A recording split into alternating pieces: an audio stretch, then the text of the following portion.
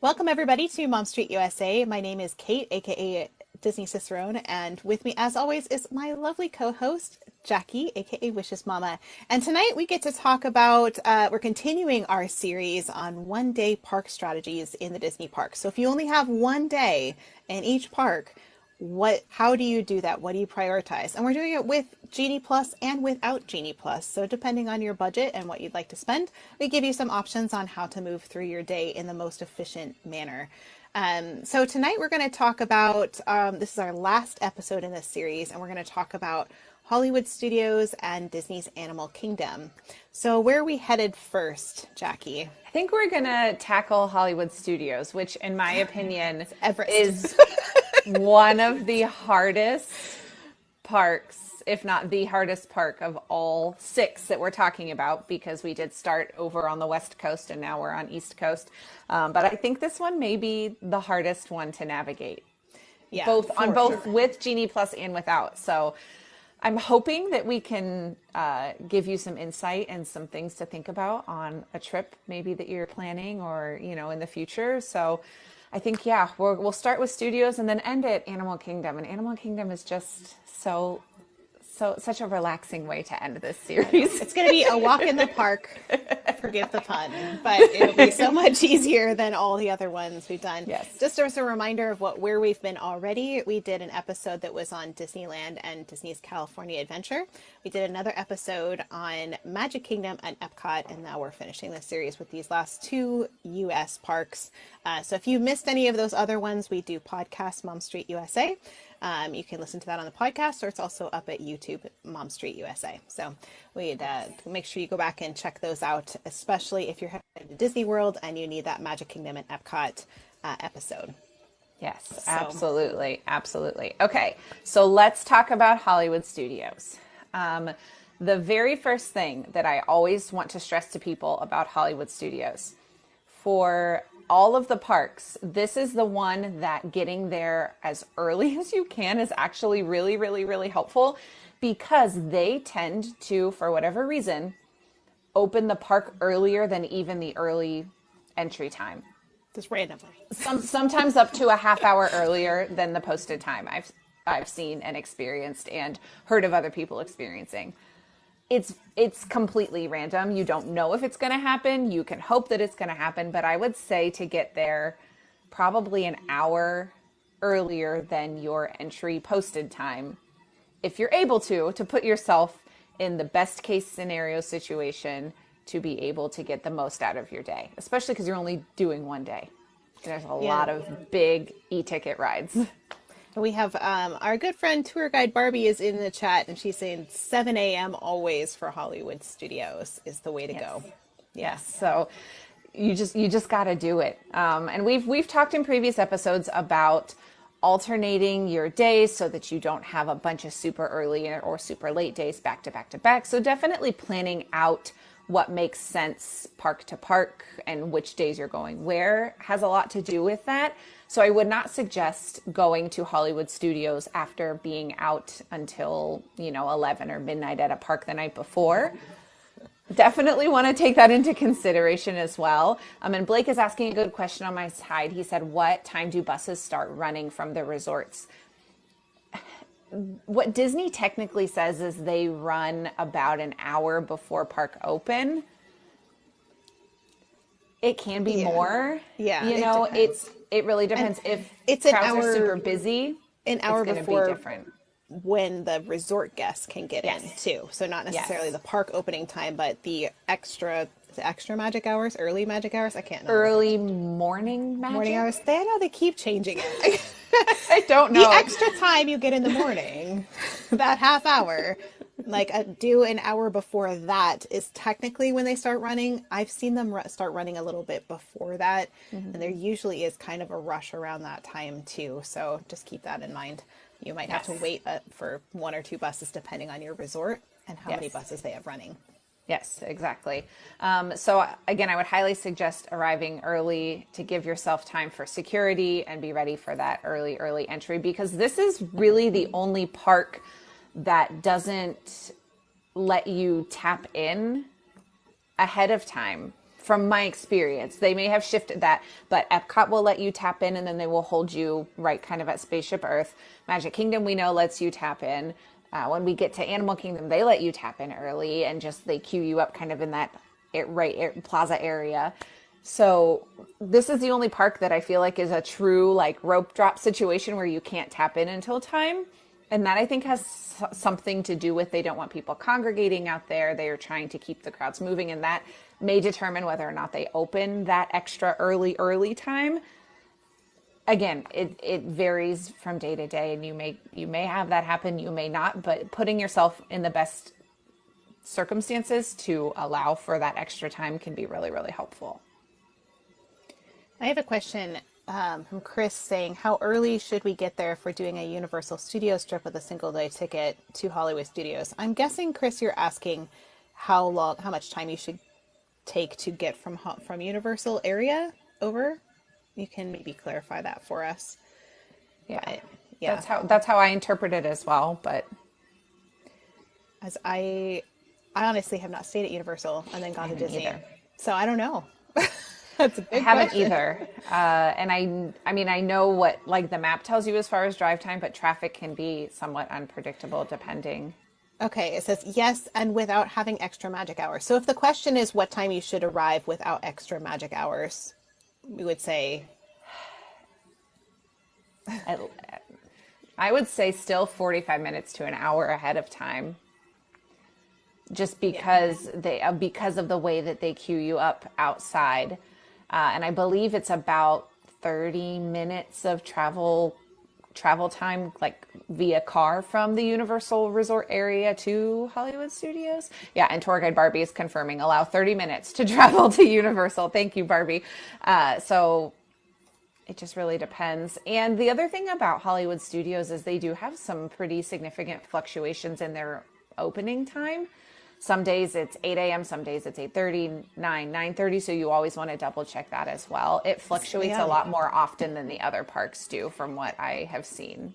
They have changed it like the night before too, and we've been surprised by it. Yeah, like that happened to, I think, when Kirk and I were meeting up one morning, and like Lem got there like an hour before we did, and we're like, wait a minute, why are you here so early? And he's like, well, the park's like opening at this time. We're like, oh my goodness, like, it changed. Like both of us had checked it and it still changed. So check it before you go to bed. Just double check that they haven't just bumped the time out, because they'll do that sometimes if they're expecting a larger crowd.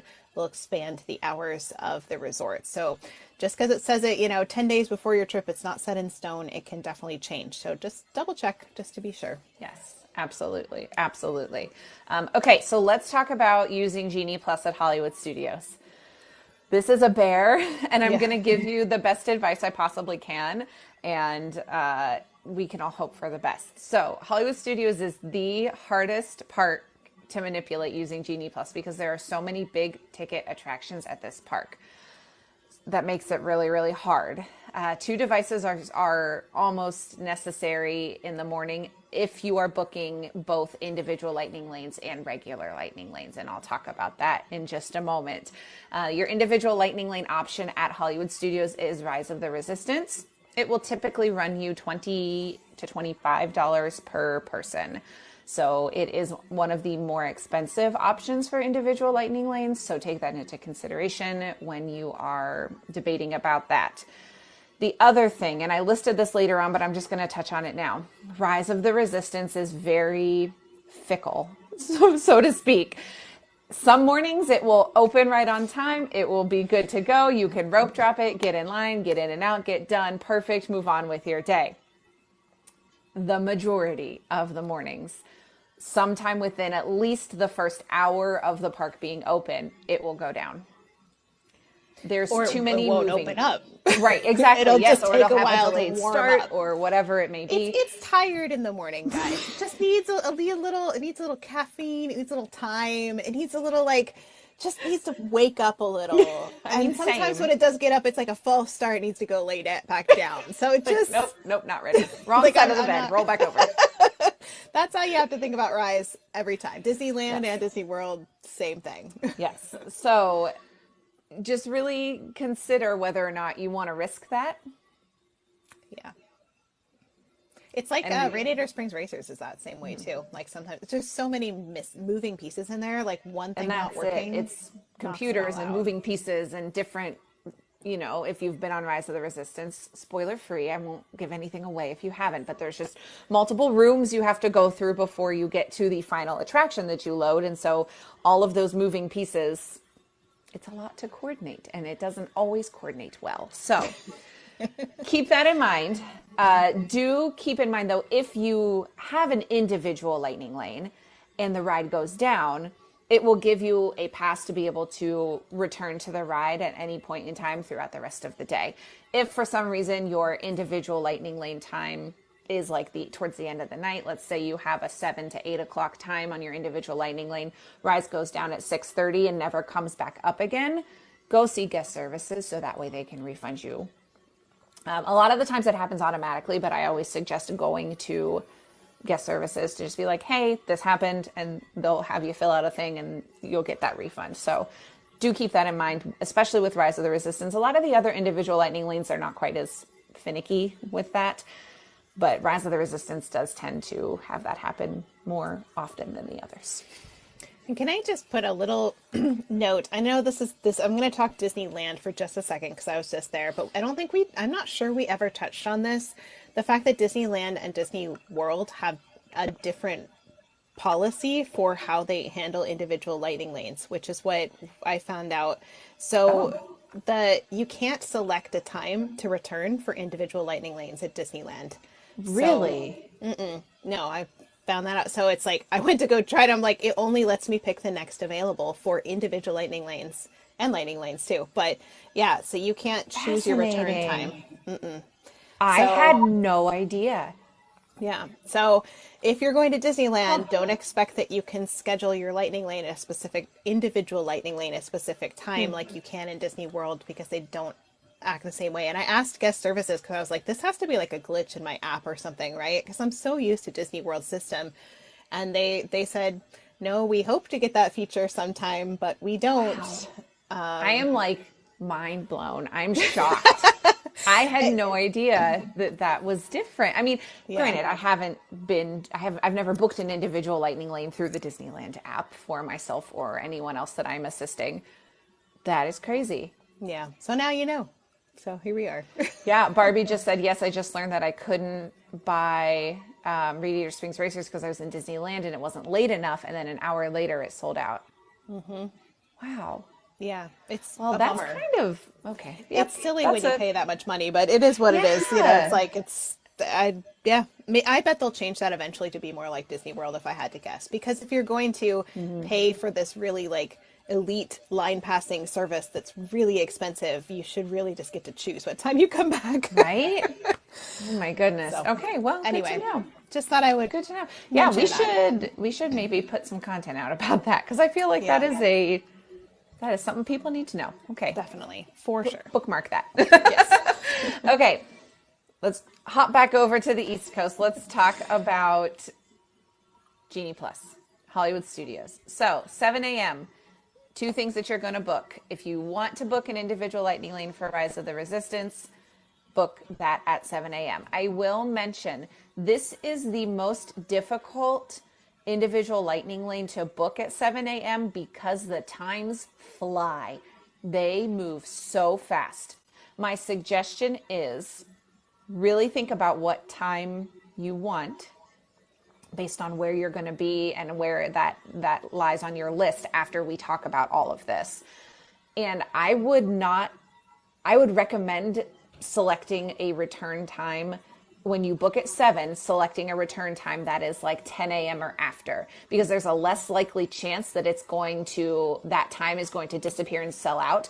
Because what will happen, and those of you who have experienced this know exactly what I'm talking about, you'll go to select like a 9 a.m. or a 9:30, go through the first couple pages, and then it'll say like, sorry, this time is no longer available. And it literally kicks you all the way out of the system and you have to enter back and start from square one. It's so frustrating.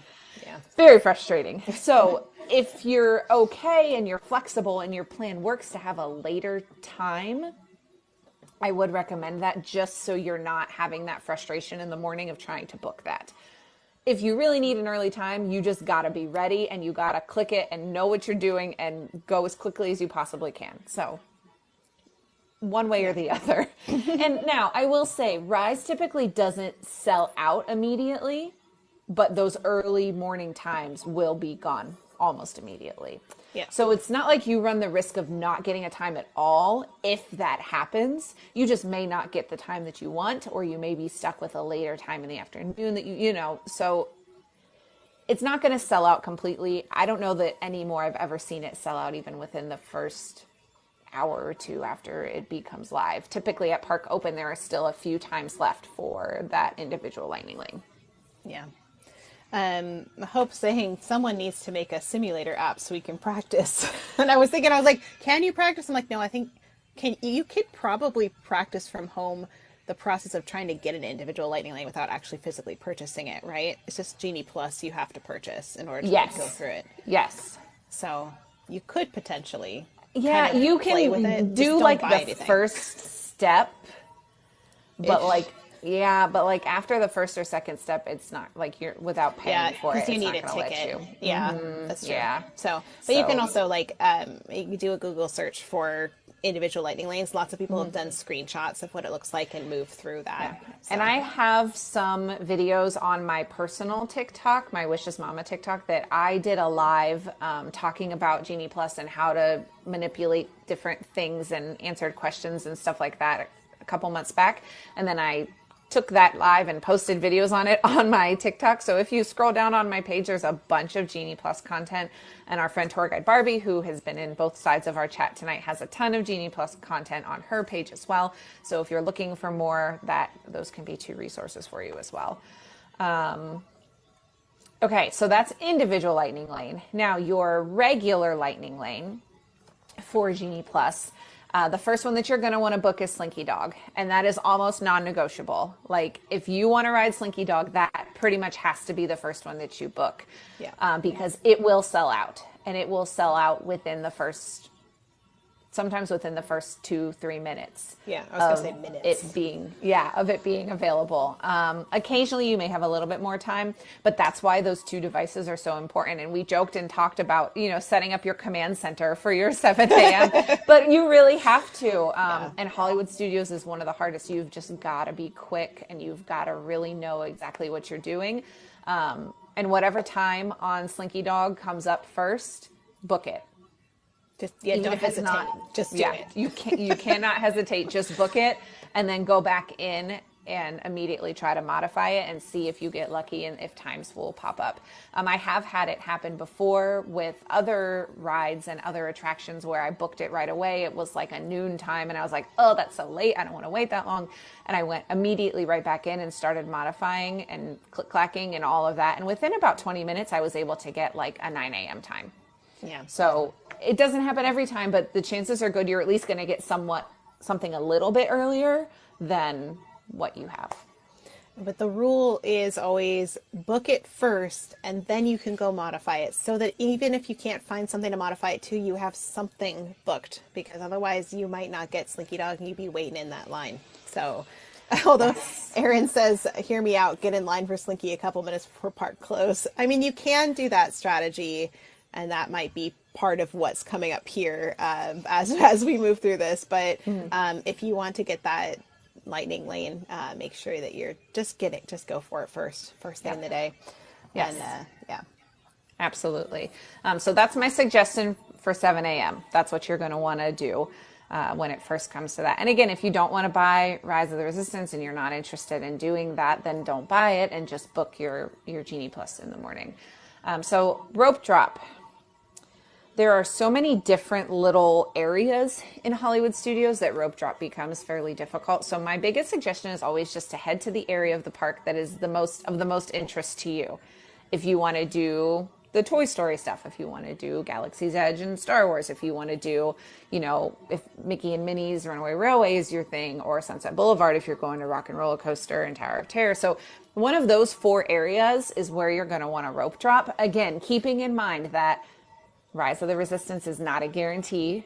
I really don't suggest rope dropping it unless you're willing to risk that because maybe your list is shorter, or you know that that's like your top ride and you want to make sure that you get on it, or you want to try to do it twice. If you bought an individual lightning lane and you want to try to rope drop it too, Well, and go for it. But that line can be really long in the mornings too. So you're facing losing all that. You got up early, and you're losing all that early time standing in one line. Unless Rise is like the only thing you want to do in the day, just like, and if you're getting an individual lightning lane, I would say don't bother. Go do some other stuff. But I would not waste those golden morning hours in a Rise of Resistance line. Nope. Unless I absolutely had to. Yeah, I would not either. I completely agree with you. But I do know people that are like, nope, it's worth it. It's my favorite ride. Or nope, Star Wars is my thing. Like, okay, more power to you. Just understand the sacrifice that you're making by going that way with rope drop. So I'll just put that out there. So basically, whatever area, like I said, that you have the most interest in is where you're going to want to go. Again, Slinky Dog is pretty much non-negotiable for your first ride. That time and your return time may determine where you end up. If you get an early morning time, you may just go to Toy Story first. Go to Slinky Dog and try to do it twice. Go to Toy Story Mania, hit Mickey and Minnie's Runaway Railway on your way there. There's lots of different options depending on that. If you ended up with a later time and you weren't able to modify it earlier, then save Toy Story and maybe go down and do Sunset Boulevard and do Rock and Roller Coaster and Tower of Terror. So there's lots of different variations on which direction you can go. And it's really hard to like pinpoint. I feel like the other parks, we can pretty much pinpoint. No, you should do this. You should do that. You should do that. This park it all branches off. So it's kind of hard to determine. It really depends too on who you're traveling with, what their interests are. Like if you are with a whole bunch of small children, you might not want to go unless they love Star Wars, which is a possibility. But like you might lean more towards Toy Story Land than and Mickey and Minnie than any of the other ones. You're probably not going to head to Tower of Terror and Rock and Roller Coaster because they won't be able to go on it, or won't want to go on it either way. Right. But if you're traveling with teenagers or a mixed crowd, that might be where you want to go first because those are more of the thrill rides down there, and it really it depends on your party mix and everybody's interests. So it's almost impossible to predict which way you should go. Right. Well, and like even with my family, so my kids are 4 and 6, and it wasn't until this last trip, and they've been 3 or 4 times, it wasn't until this last trip that we even made it down to Tower of Terror. We didn't even go down that whole... Just don't bother. No, and but Fantasmic wasn't open yet. Oh yeah, there you go. And I think we did go down there maybe to grab like a snack or something at one point in time. Beauty and the Beast is down there. I could see that. And that was one that like we debated about. And like also the Lightning McQueen Racing Academy is down there, which is a really cute show if your kids I haven't actually been to that. A confession time. I should probably try it. I haven't been in person, but I've seen it on the lives. Does that count? Yeah, I've seen it on the lives. That counts, and we've seen it. So we didn't even go down Sunset Boulevard for multiple trips in a row because there wasn't anything down there that my kids wanted to do.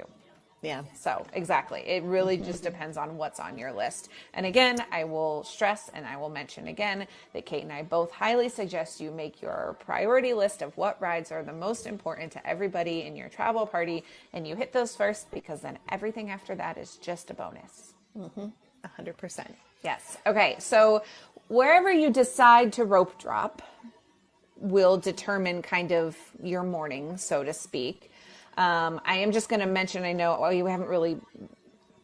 haven't delved into however that is supposed to be stated, the meat of Genie Plus. But I do just want to mention before I forget and before I get ahead of myself that we do always suggest mobile ordering when it comes to lunch and dinner.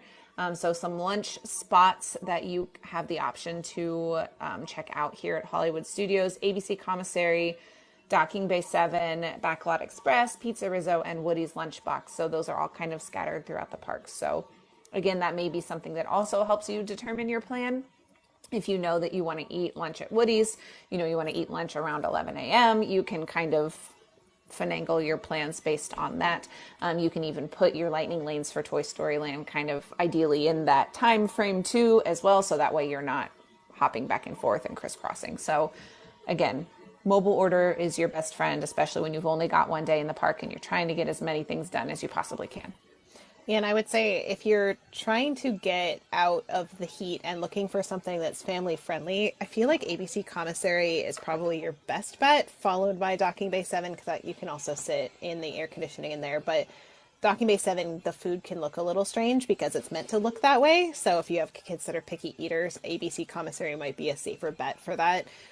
Woody's Lunchbox is good, but there's like hardly any seating and it's outside in the sun most of the time. So it's not a great place to have a relaxing lunch. It's a great place for maybe a snack. Yeah. A quick lunch if you can find a seat. Right. They do have those little Pop-Tarts at Woody's Lunchbox that are fun. They so do. Yeah. That's, just a fun, if you want a fun little mid-morning snack, maybe. I've never advocated for pizza Rizzo just because I don't like Disney's pizza most of the time, but I have heard it's acceptable. It just has weird hours, right? Yes, they close at 5, which is really unfortunate. And I don't know. I'm hopeful that will someday change because the food is actually it's theme park pizza, but if you're someone who likes Pinocchio Village House that we talked about at Magic Kingdom, this I think is better than that, personally, in my opinion. They don't have as many options as Pinocchio Village House does, but I also haven't looked at the menu for Pizza Rizzo to see if anything has changed recently. The atmosphere in there is super fun. It's a really good spot for lunch, just because it is inside, especially if you go upstairs at Pizza Rizzo. It's fairly empty up there most of the time. Nobody really realizes there's a whole seating area on the second floor.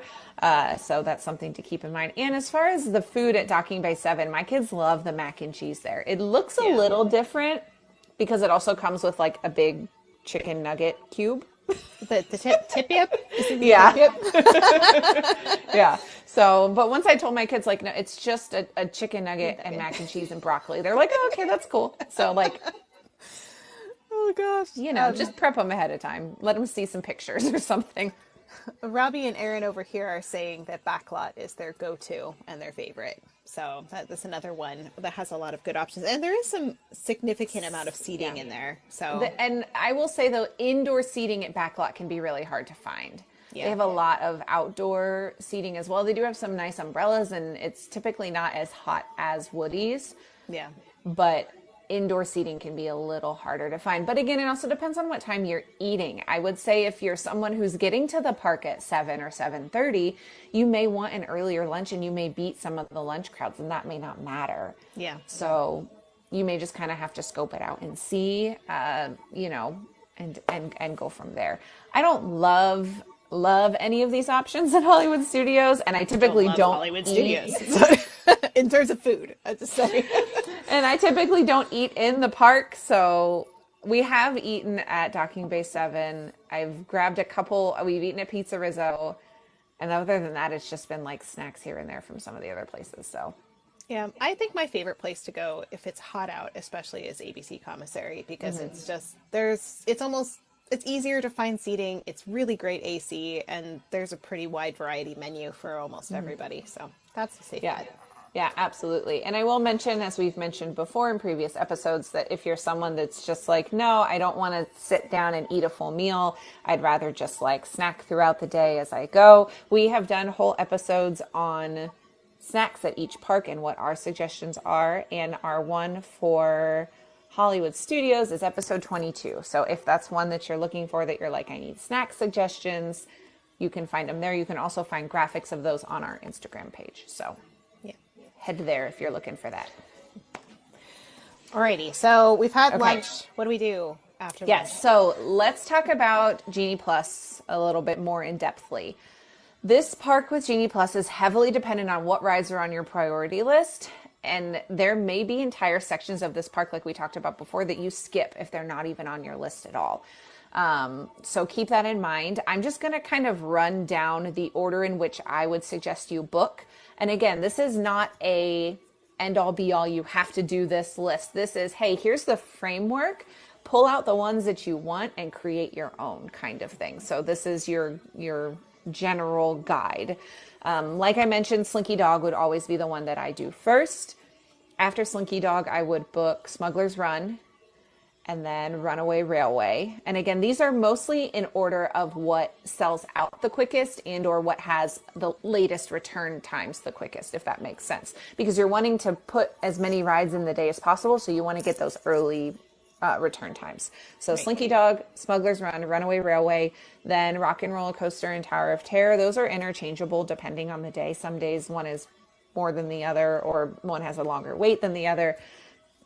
After that, then Toy Story Mania. And then the last three on this list that are included on Genie Plus, 9 times out of 10, if not 10 times out of 10, they're not going to need a Genie Plus return time. So Star Tours, Alien Swirling Saucers, and Muppet Vision, very rarely do you need a return time unless it's like, okay, I'm over here. Why don't I go ahead and just book it and get it done and then move on and do my next ride after that kind of deal. Yeah. But most of those, if you wait, either if you do them early or you catch them right in the middle of the day or you do them towards the end of the night, you're looking at 20 or less for all of those in the last 2 hours of the park most of the time. Yeah, unless it's like a really, it's a really, really busy day at Hollywood Studios. If Muppets and Star Tours have like a really long line, like, it's crowded at the park. Yeah. And you will see Alien Swirling Saucers getting up to like a 30 or 40 minute wait at certain points throughout the day. Yeah. Just wait. Keep an eye on it. Or like I said, if it's one that like, that's going to, and the other thing is those three are going to have pretty much immediate return times.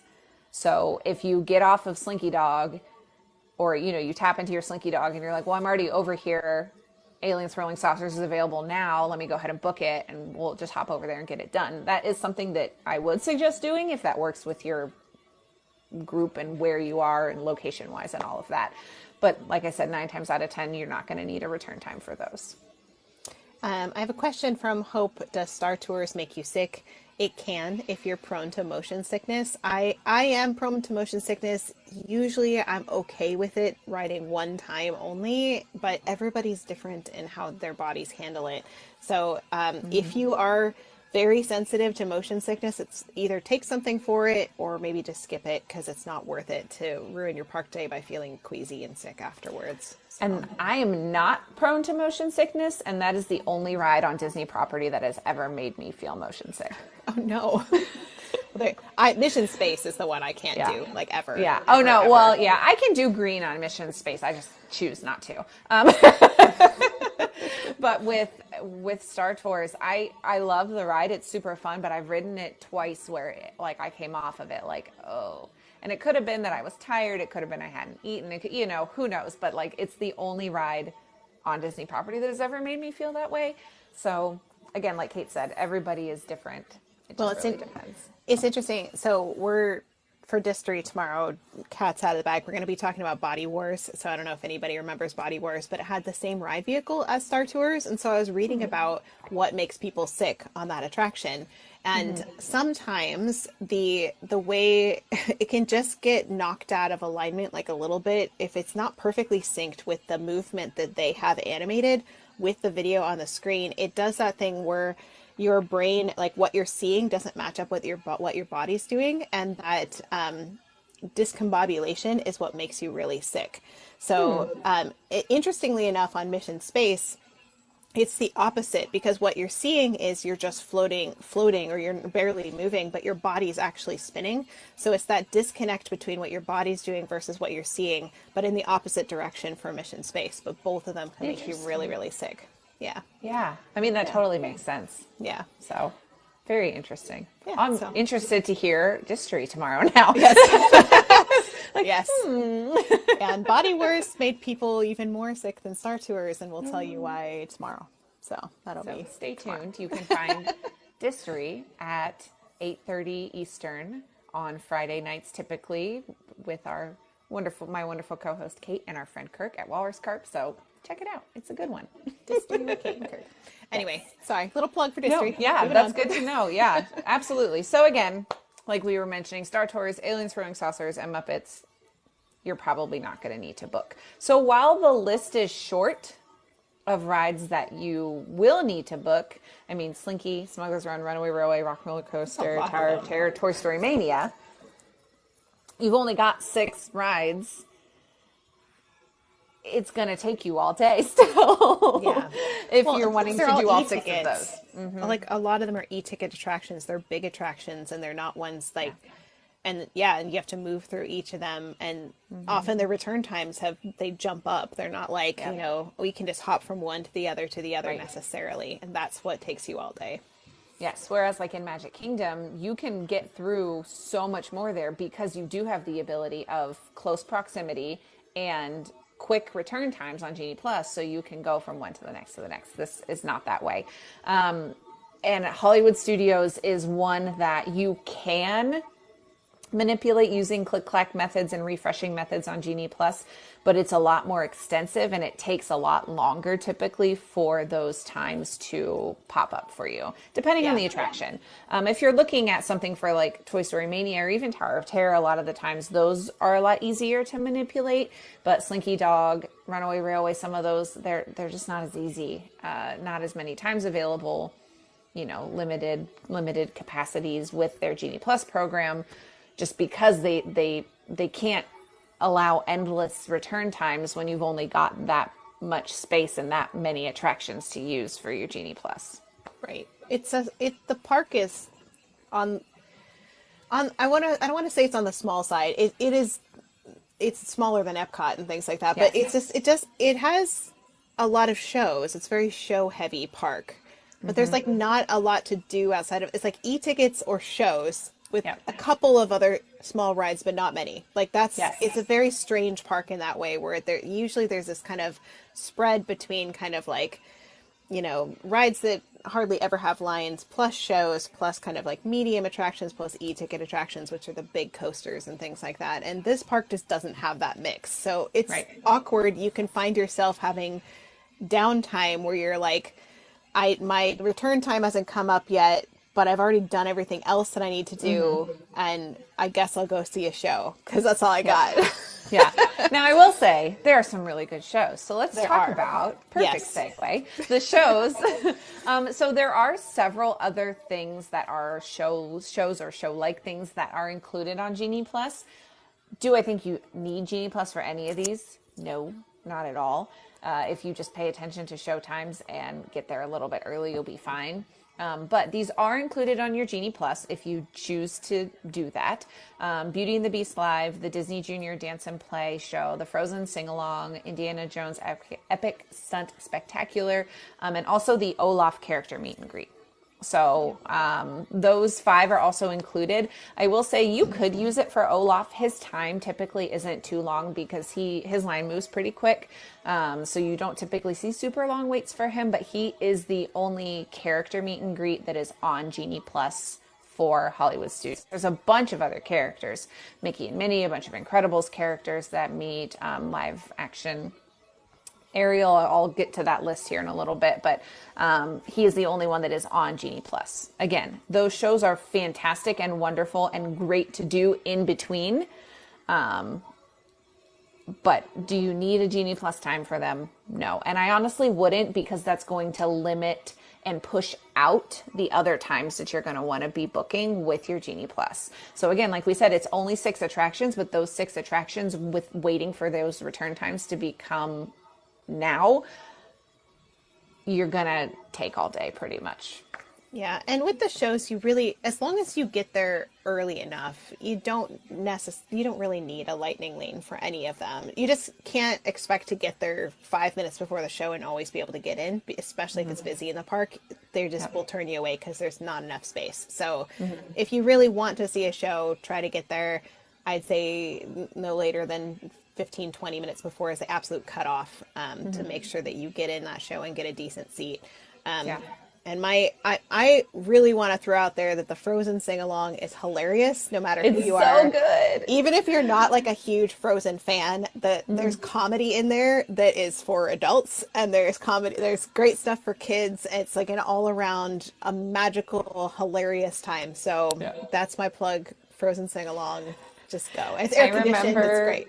Yeah, I remember dragging my husband to that on one of our first trips, like right after it opened, and he was like, Okay, like he liked Frozen, but he was like, do we really need to? And I was like, no, because I had gone to it a solo trip before with my best friend when she was a cast member, and we were like, yeah, we're gonna do this. And then I took him with me, and now it's like, no, we have to do it every trip because he loves it too.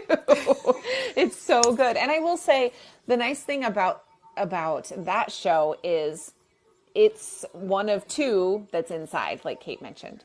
Nice Yeah. seats inside. Disney Junior Dance and Play is also inside, but it is open floor, like you sit on the floor. sit on There's the no floor. benches, there's no chairs, any of that type of stuff. Not comfortable. Yes, not super comfy, but they do fun that for so the kids. kids, exactly, kids have space to dance and all of that. Beauty and the Beast Live is an outdoor covered amphitheater, and as is Indiana Jones is an outdoor, very massive. Indiana Jones is one that you probably could walk up last minute and still get into. You just may not have a great seat because it is a massive amphitheater. They've got tons of seating in there. So keep that in mind, depending on if you're wanting to alternate inside, outside, that may determine which direction you head for which show in between. And Hollywood Studios does not have a ton of shade. Like, there's a lot of areas in there that, like, Batu doesn't have a ton of shade. Toy Story definitely doesn't have any shade. Walking around between the lands, there's no shade. Even Sunset Boulevard, not a lot of shade. It's Nope. just, it's like a park of no shade. So keep that in mind as you're planning your day, that you definitely want to include times when you get out of the sun, especially if it's in those summer months. And it is Florida, so just in general, just try to get out of the sun for a little bit, just to, especially with littles, they need to get out of that heat and out of the sun for sure. Yeah. And especially even, sitting in the shade is one thing, but like eating inside air conditioning is a really good idea at Hollywood Studios just because of that lack of shade, and utilizing indoor attractions. And luckily there are several attractions that are completely indoors that help too. Star Tours is completely indoors. Toy Story Mania is completely indoors. Smuggler's Run is completely indoors. Rise of the Resistance is 98% indoors. So, that's helpful as well. But yeah, definitely thinking about all of that for sure. Erin says Epcot levels of shade. Yeah, same. Yes. And Hope says, reminder to put on your sunscreen even on rainy days. Yes, if it's even overcast, rainy, it can still burn you. So make sure you wear your sunscreen, friends. Always a good reminder. Absolutely. So let's talk about non-Genie Plus things that you can do in Hollywood Studios. So depending on your list, again, 6 Genie Plus attractions plus Rise of the Resistance. So 7 main attractions that you're looking at. So if you're fitting things in between, or your list is shorter than 7 because some of those you don't want to go on, these are different things that you can do. They do have a theater that shows the Mickey cartoon shorts called Vacation Fun, which is a really good way to get out of the heat as well. Very rarely is there any wait for that unless the park is like insanely busy. And even then it's like usually 5 or 10 at the most. You wait till the show's over. And Exactly. Then you go in and see the next show. Exactly. Exactly. So that's a super fun one. We talked earlier a little bit about the Lightning McQueen Racing Academy. That is down all the way at the end past Rock and Roller Coaster in that space. That is a really, really cute show for kiddos who like cars. And even if they're just like, cars is okay. Really, really fun because the Lightning McQueen, I guess you would call it an animatronic, is really, really cool. Like, I don't know what else to, it's a car. Probably. With an animatronic, I guess. Yeah. Probably. So anyway, whatever you want to call it, that is a super fun one. And then they do have the Star Wars character meet and greets inside of Launch Bay, which, don't be confused, is not located in Galaxy's Edge. It is completely separate from Galaxy's Edge. So it is over, as you're looking at the Chinese theater, on the right-hand side over by the Disney Junior area. So you can meet BB-8, Darth Vader, and Chewbacca inside there. Other characters that they have as available, and again, none of these are Genie Plus. This is all, you're going to stand by and wait for these. The live action version of Little Mermaid of Ariel is there, meeting currently inside the One Man's Dream building area where Sully used to be, but he got he got the boot when she showed up. You can also find Buzz, Chip and Dale, Disney Junior characters meet right outside of their building. So Doc McStuffins, Fancy Nancy, Vampirina, and often Pluto is over there as well. Daisy and Donald, Edna Mode, Frozone, Goofy, Sully, Jessie. Powerline Max is meeting over across from Muppet Courtyard before you enter into Galaxy's Edge. That's a newer character meet that I feel like not everybody knows is there. So that's a fun one if you get to see that. Mickey and Minnie, Mr. and Mrs. Incredible, and Woody. So lots of character options if that's something that you really enjoy and want to kind of fill that in between Lightning Lane times with. And then they also have roving characters in Galaxy's Edge. Kylo Ren and the Stormtroopers and the Mandalorian and Grogu and Vi Moradi also do roam in Galaxy's Edge if that is something that you're looking for as well. Yeah, and you kind of touched on it, but One Man's Dream, maybe not the greatest exhibit for little kids. Like but if you have any maybe older kids that are interested in Disney history or interested in Walt Disney, it's a really great exhibit. It has some really wonderful models that for me as a Disney historian are like gold. Like I spend way too much time in there. They probably know me pretty well on the security cameras by now, but they have like the model of Cinderella Castle. They have the original model of Jungle Cruise, and the original model for Main Street USA, half of Main Street USA. They have a pre-audio animatronic in there. There's some amazing things. So if you are interested in Disney history, get a little time for that spot because it's worth it, and it's air conditioned in there, so it's a good way to get out of the heat as well. So. Just a little plug. And if you have little kids that don't want to, and maybe they're doing character meet and greets down where, I don't even know what they call it now, the Incredibles area that they just reopened. Maybe the old just Toy send Story area. Like the old Toy Story, old entrance to Mania. But anyway, maybe they're going down there, and you can just pop into One Man's Dream and get a little bit of time there. So. Yes, it is a good one. And I didn't put it on the list just because we're more focused on like families and kids and all that. And like you mentioned, depending on the age of the kids, they may or may not. If you had older kids to teenagers, they might find it interesting. But it is a lot of like signs you read. There's a couple videos in there to watch, but it definitely, and they have a multiplane camera that shows how it works. So if if you have older kids, maybe that you're doing homeschool or you want them to learn a little educational things about how film works and animation, this is a really great exhibit for that as well. Again, lots of different things that you can do outside of your Genie Plus ones. Dinner, same suggestions as we talked about as well. And then in the evening, you're going to look to finish any Lightning Lanes or rides that you haven't done yet. And I will say, if you missed an attraction and you don't have, like Genie Plus is sold out for that attraction for the day, riding it during Fantasmic is a good way to get a lot of those rides in.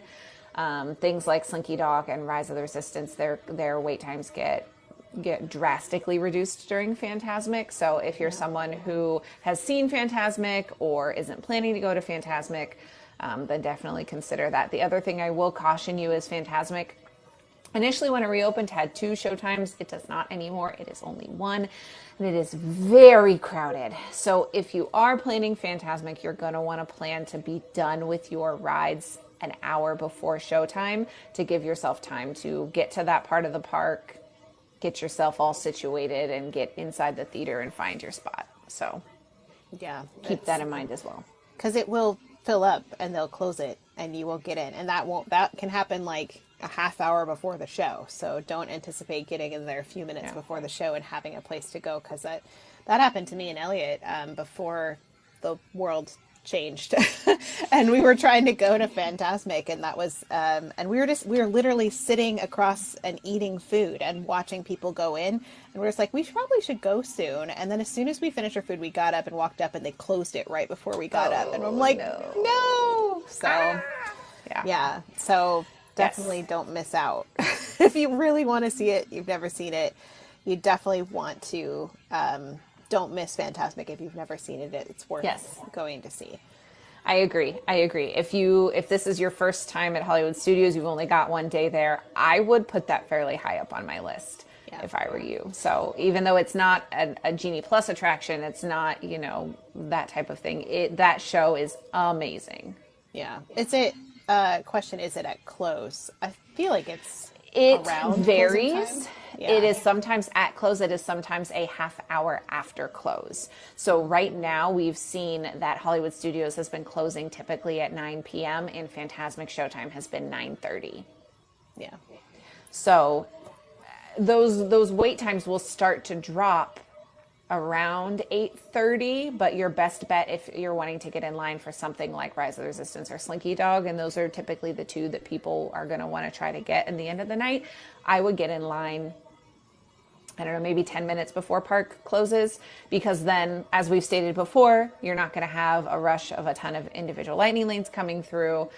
So your wait time isn't going to be offset by that other line kind of taking precedent. So it will move a lot quicker and your wait time will be a lot shorter most of the time. Not always a guarantee, but most of the time. Yep.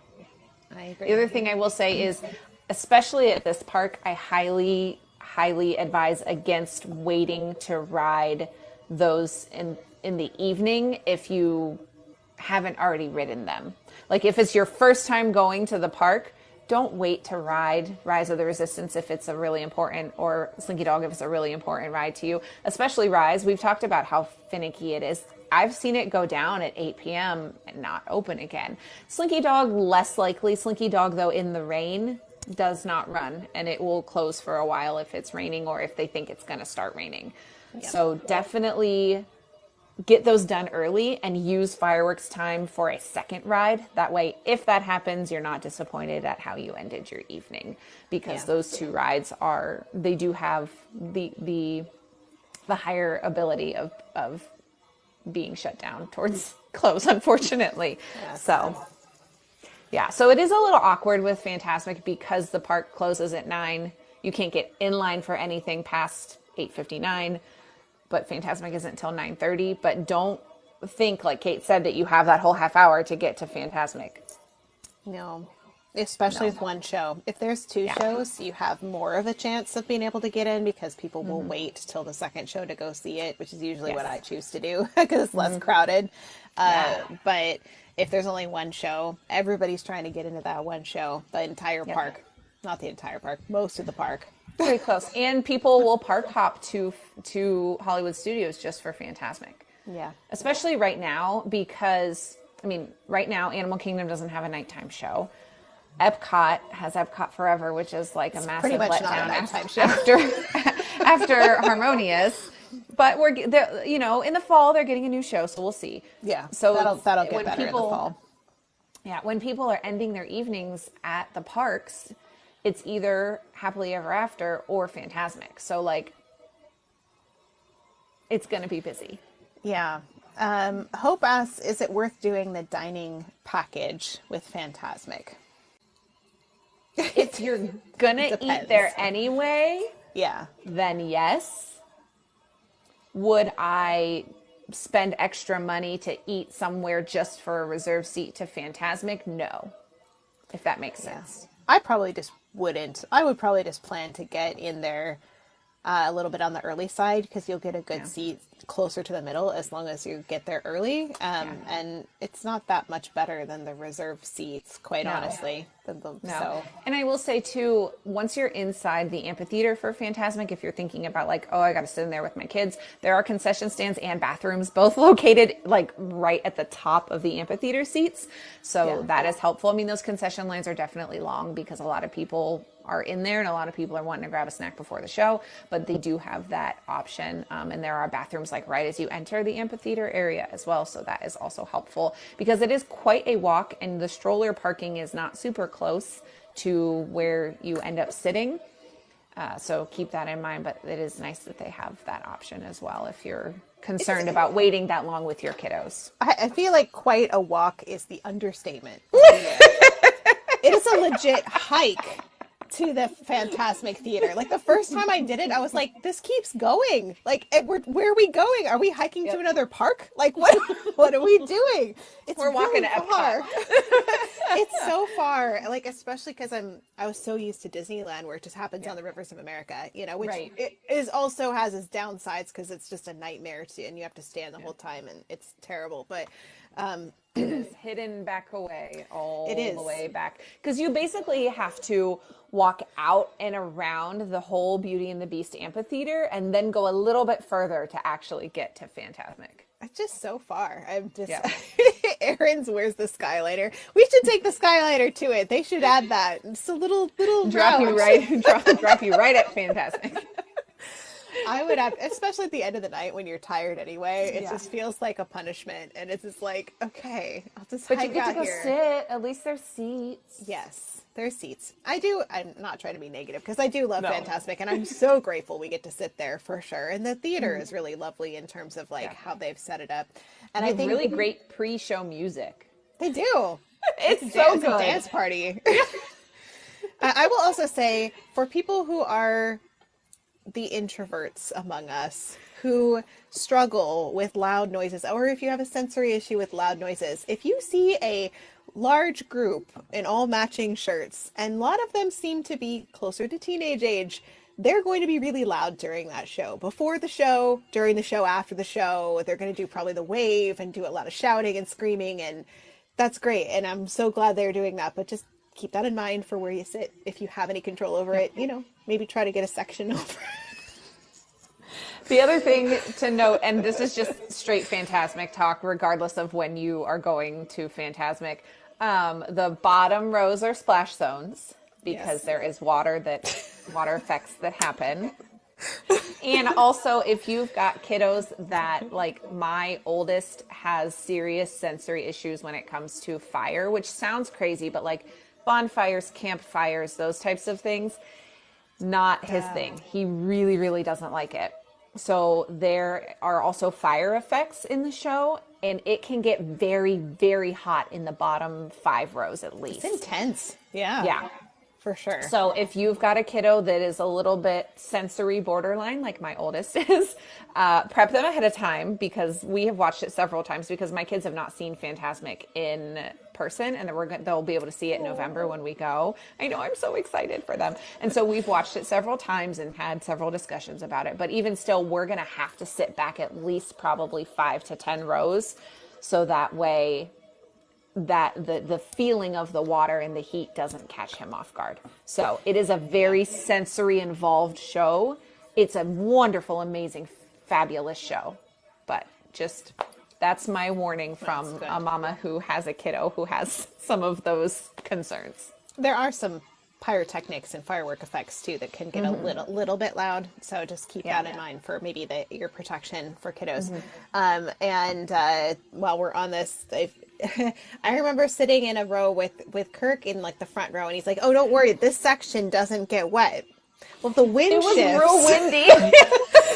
you might get wet. So Because just keep that in mind. we also sat in that same section, May and Becca and Kirk and I, the night we went to Moonlight Magic, and the wind shifted and we got misted on the entire show. And I was like, this is not a guarantee that this is a dry place. The good thing is it's the end of the night. So if you do happen to accidentally sit in a splash zone, chances are good that you're pretty much headed directly back to your room anyway. So, could be worse. I definitely gave him like a big look after that. I was like, this is like, not a wet. But I was so like everything was wet, and I was like, okay, and it was cold out. I was like, okay, Yeah. Yep.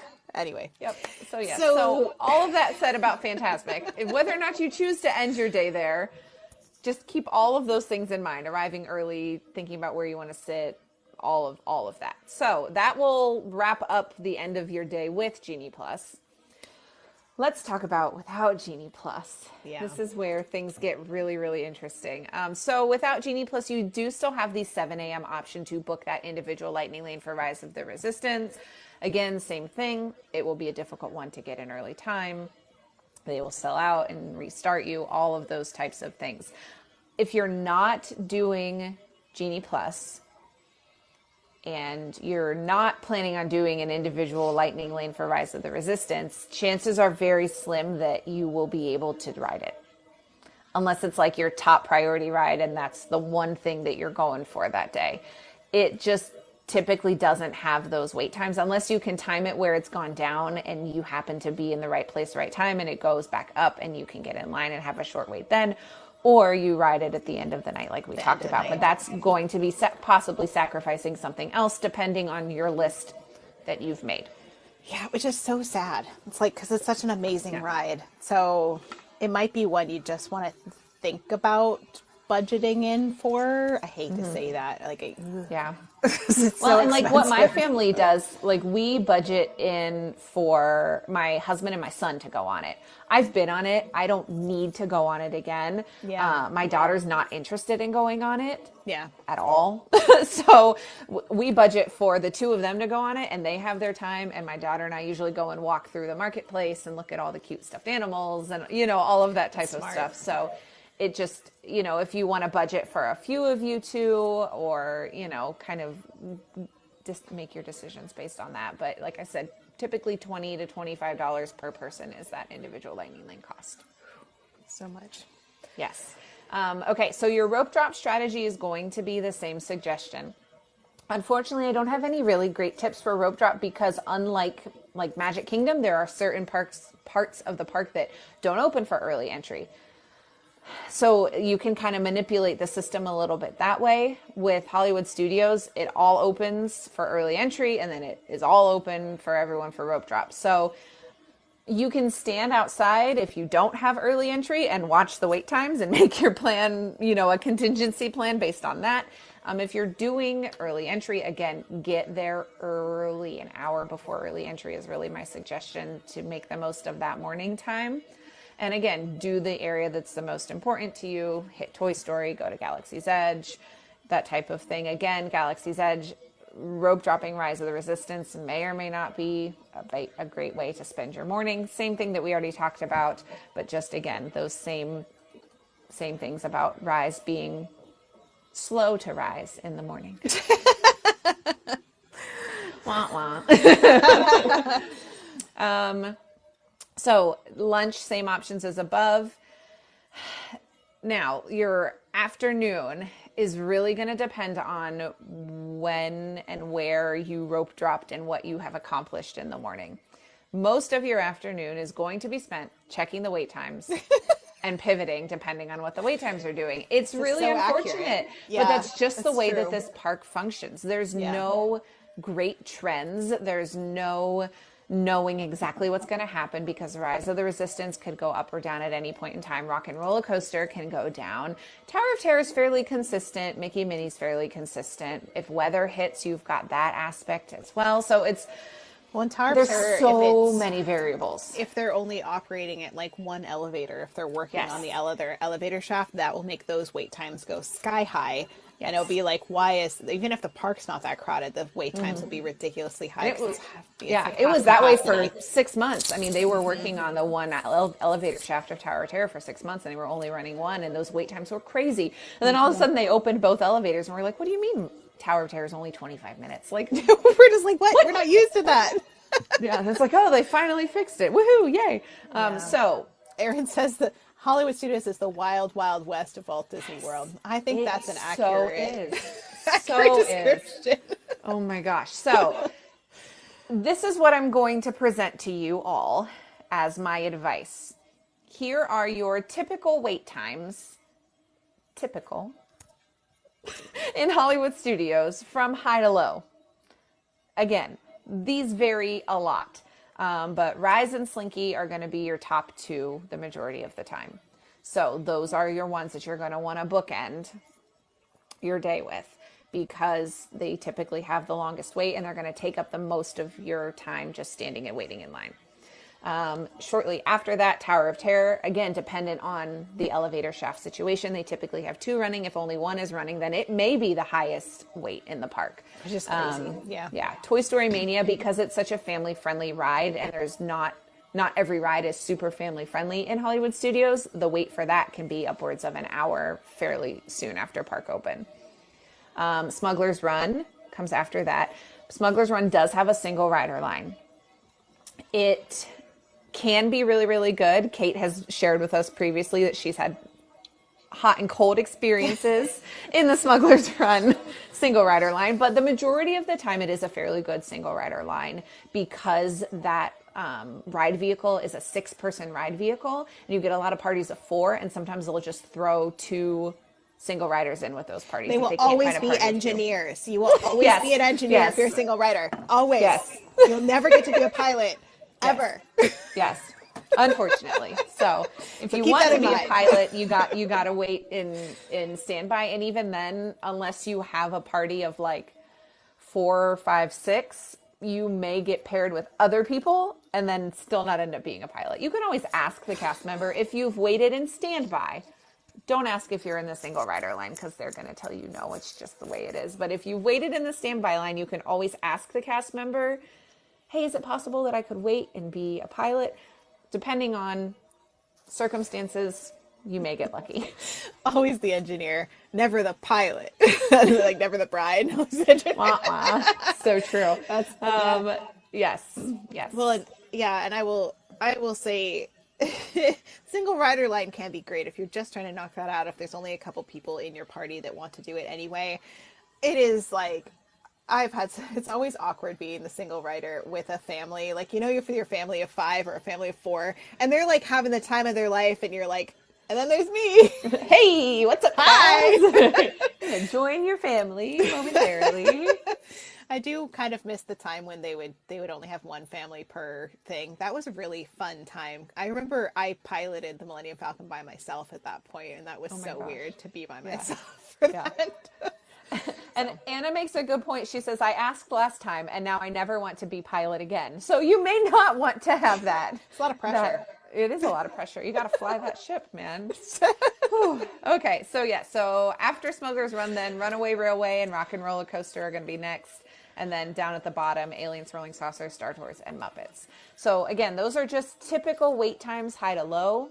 So my suggestion to you would be bookend your day with Rise and Slinky Dog, and then hit as many of those long wait attractions during early entry and rope drop time as you possibly can. Yep. Because that's going to set you up for success. And I will say, this park, it's very easy to backtrack, and you're going to end up backtracking depending There's no on way your to list. avoid it. Yeah. The worst is if you can get Tower of Terror and Rock and Roller Coaster close together and be able to ride them kind of in one swoop.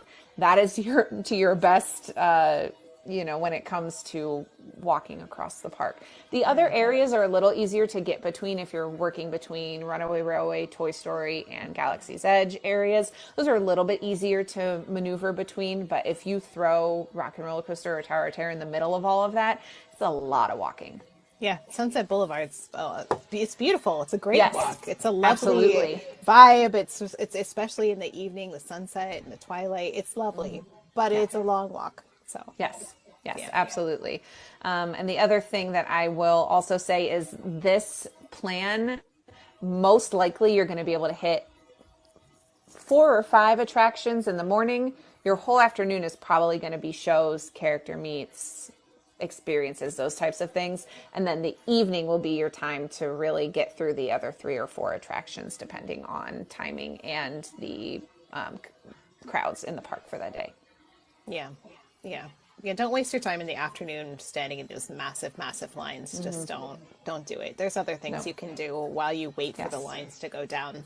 Once dinner time hits and the show times hit, everybody starts doing those things. It makes the wait time go down, and that's pretty consistent in most of the parks. Right around 10:30, 11, all the crowds come in. It gets busy until the late afternoon, and then you start to see it go down in general as a park girl. So. Yeah. And I will say, if you are someone trying to navigate Hollywood Studios without using Genie Plus, meal times are a really good time to do some of those like mid-level attractions, because you'll see from like 11:30 to 1, some of those times will drop down like 20 minutes or so. And the same thing from like 5 to 6:30-ish. You'll see that too. I'm not talking the big name attractions. That's not really going to be consistent or happening with some of those. But some of those mid-level ones in the middle of that list, you may be able to kind of time it the right way with that. And again, you're unfortunately at Hollywood Studios, you've really just got to keep your eye on those wait times on your phone, on your app. They've got the boards throughout the park. Just really pay attention and keep an eye on those, because if you see something drop and you've been waiting on it to drop, you got to go like 5 minutes ago. Yeah, I feel like Hollywood Studios sometimes is the most stressful park for me because there's so many things to hit in such a short period of time, and it's like everything is a big ride, and it's just like, how do I do all of this? So, Yeah. you know, in that way, if you're feeling stressed out about it, maybe just make some decisions about like what's most important to us, and Yes. then have a more relaxed day from that point on, saying, okay, these are the main things we're going to hit. After that, we're just going to enjoy ourselves and just enjoy our time here, because it really is not worth it to stress yourself out trying to get to everything. It's not going to make your vacation that much more enjoyable. It might actually go the opposite if you're trying to get to everything and it's stressful for you. Yeah. And like we said, the shows and all of that are so good at Hollywood Studios. Yeah. So sometimes, I mean, that's the majority of, up until this last trip, that was the majority of what we were doing at Hollywood Studios because my kids were little. They weren't big enough for Rock and Roller Coaster, didn't want to do Tower of Terror. So it was like we would hit Toy Story Land and maybe Rise and Mickey Minnie's Runaway Railway. And then it was like shows from there. So it really is a good park for shows if that's the way that you want to gear your day to. Yes, I agree. Yes. So just rounding out that day, dinner options, we talked about the food and the quick service options there. And then again in the evening, Fantasmic can be a good time to kind of bookend with another one of those e-ticket attractions. Again, without Genie Plus, it's going to be Rise or Slinky Dog for the best use of that time. Yep. Okay. And that's Hollywood That's Studios. Hollywood Studios. We did it. Whew, whew. It's a lot, and it's a lot just to talking about it. We haven't even we weren't even running around the park, but I feel like mentally we were running around the park. Right. And I will say the thing with Hollywood Studios is even with using Genie Plus, when I help people book or I help Barbie and her clients or I do itineraries, it is the hardest park. It is the hardest part. So like, don't beat yourself up if it doesn't work out. And if you struggle through it, it's so hard. So hard. And there's so many different things that can happen, like with Rise not warming up enough, or with, you know, certain rides going down because of lightning or rain or whatever, you know, like there's just like unpredictable things that happen there that you really can't anticipate. So, you know, again, try to make your list of things that you really enjoy and try to get to those and make that your priority. And beyond that, just enjoy your day, because it really is a lovely park to just walk around and enjoy. Yeah. And shopping is great there too. Like Elliot loves to shop in Hollywood Studios. And there's so many great little areas that you can just kind of like hang out and enjoy. Like in Toy Story Land, the Green Army Men will walk through and you can see that, and you see the characters walking around a lot. Same with Galaxy's Edge. I mean, you can find spots to sit around in the marketplace in that area and watch for Rey to come by, or the Stormtroopers, or Mandalorian. You know, there's lots of really good places you can kind of hang out if you're just wanting some vibes. Very different from like Magic Kingdom vibes, but also very good vibes. Yes, for sure. 100%. Let's go to Animal Kingdom, shall we? Let's do it. Let's have a relaxed time in Animal Kingdom, because it's so much less complicated than Hollywood Studios. It's just such a wonderful park. It's just such a wonderful park. Okay. A couple general notes about Animal Kingdom. You will also hear Animal Kingdom be referred to as DAC, Disney's Animal Kingdom, DAK, just the abbreviation. So if you hear us say that, that's what it stands for. Something to keep in mind is it does have the shortest operating hours of all of the Walt Disney World parks due to the animals that they have and that they have to take care of. So definitely checking your park times. They also typically are the earliest opening park. Them and Hollywood Studios typically have the earliest opening times, depending on what else is happening across the resort. So do keep that in mind as well. That early entry there is typically like as early as 7:30. So that is, again, one of those really, really early parks. Early. But the nice thing about Animal Kingdom is there's not as many attractions and rides. So it is one that you can definitely still get away with finishing everything and taking a break in the afternoon. Yeah. So keeping that in mind. Or you can, I sometimes will sleep in and even only do it like, you know, noon till like close, because I know you don't, but I do that because I was like, Don't do that. It's so much better in the morning. Oh, yeah, you're right. The animals are better in the morning. But Yes. I will do that. I will just say you can get away with that if you Yes. need to. If you had a Yes. really late night, it's not going to be like, I've ruined my day at Animal Kingdom and I Right. won't be able to get to things if I sleep in. So, No. If you're just talking saying. about being able to accomplish your list and your tasks and things that you want to do, that is definitely true. But my suggestion is to be there as early as possible because of the animals in the morning are way more active and way more out and about. When you get into the afternoon hours and that Florida heat, you don't see them a lot It's of the true. times. So Yeah. depending on what you're going for. I think everybody's like, I'm stressing you out. I don't always do that. I try to get up And early. I will Sometimes say it's not going to that happen. I will say that the main reason is the animals, but you can also get a very similar experience if you go very end of the operating hours of the safari and the walking trails and things like Well, that's that what too. I'm saying. You can enjoy Yes. the evening hours. Sometimes the Yes. animals will come out in the evening when it's cooled off a little bit. Just make sure you don't go too late and miss the safari because they do close up. But Yes. I agree. And the morning too, to be fair, if it's really hot out, that park does get really, especially if it rains, it gets very steamy and hot in the afternoon. So if it's the summertime, you probably do want to try to do those morning hours is the better option. I just personally sometimes I go in the afternoon. And I agree that and I agree with you. It's just not my preference. I don't advocate for everybody to do that. I just say Right. sometimes I do, and it's not the end of the world because it's a shorter agenda of things you have to do. That's all. Yes, That's what absolutely. I was getting at. So speaking of the shorter agenda, let's talk about Genie Plus at Animal Kingdom. This park is very easy to accomplish using Genie Plus. Most days, honestly, Genie Plus is not necessary if the crowds aren't insane and you do rope drop and early entry. If you are wanting to sleep in, I would suggest doing Genie Plus. See, when I go by myself and I just use like single rider, and Right, it's not a big right. deal. But if you're Yeah. with a family, for sure, Yeah. if you were doing that, use Genie Plus. And then what you would do if you were wanting to utilize a Kate schedule and go in the afternoon and evening, wake up at 7, book your first ride, go back to sleep, set an alarm for 2 hours after park open to be able to book your next ride, and then just continue to modify them to later times. And we've talked about stacking and how that works in our Genie Plus episode. So if you need more info on how that whole process works, go listen to our Genie Plus episode. And then if you still have questions, send us a message. So for Animal Kingdom, I would suggest arriving about 30 minutes before early entry for a rope drop. Early entry is not typically crazy packed busy when it comes to Animal Kingdom because it is so early. A lot of families don't. Because you got to get up at like 4:30 in the morning to get everybody ready to go. Like, who wants to do that? I don't know. Yeah, I said, early entry can start as early as 7:30 there, and that's fairly normal for early entry for Animal Kingdom. A couple options for what they have for Genie Plus and Lightning Lanes. Your individual Lightning Lane option ride is Flight of Passage, which is one of the Avatar rides.